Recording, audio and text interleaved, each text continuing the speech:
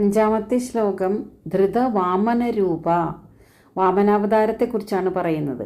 ഛലയസി വിക്രമണേ ബലിം അദ്ഭുത വാമന പദനഖനീര ജനിതജന പാവന കേശവ ധൃത വാമനരൂപ ജയ ജഗദീശ ഹരേ കൃഷ്ണ ജയ ജഗദീശ ഹരേ. മഹാബലിയുടെ ദർപ്പം ഇല്ലാതാക്കുന്നതിനും ദേവേന്ദ്രനെ മിഥ്യാഭയത്തിൽ നിന്നും രക്ഷപ്പെടുത്തുന്നതിനും വേണ്ടിയിട്ടാണ് ഭഗവാൻ കശ്യപൻ്റെയും അതിഥിയുടെയും പുത്രനായി വാമനനായി അവതരിച്ചത്. ഒരു ബ്രാഹ്മണ ബാലനായിട്ടാണ് മഹാബലിയുടെ യാഗശാലയിൽ ഭഗവാൻ എത്തുന്നത്. അവിടെ വെച്ച് 3 അടി മണ്ണ് ഭിക്ഷയായി യാചിക്കുന്നു.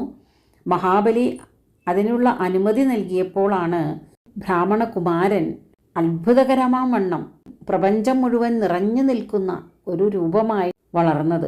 അങ്ങനെ ആദ്യത്തെ അടി വയ്ക്കുന്നതിനായി പാദം ഉയർത്തിയപ്പോൾ അത് ബ്രഹ്മലോകത്തിലാണ് എത്തിയത്. അവിടെ വെച്ച് ബ്രഹ്മാവ് ഭഗവാന്റെ കാലുകളെ കഴുകിച്ചു. അതാണ് പറയുന്നത് പദനഖനീര. അങ്ങനെ ഭഗവാന്റെ പാദനഖങ്ങളെ തഴുകി വന്ന ആ ജലം ജനിതം ജനപാവന, അങ്ങനെ ഒരു പുണ്യ നദിയായി മാറി.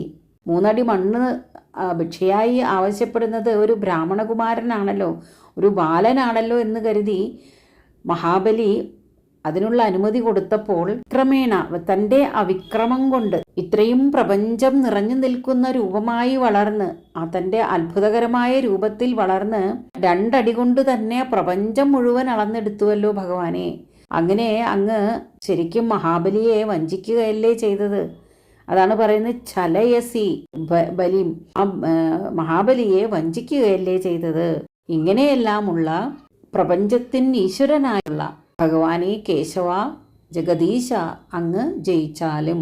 ഛലയസി വിക്രമണേ ബലിമദ്ഭുത വാമന പദനഖനീര ജനിത ജന പാവന കേശവ ധൃതവാമനരൂപ ജയ ജഗദീശ ഹരേ കൃഷ്ണ ജയ ജഗദീശ ഹരേ.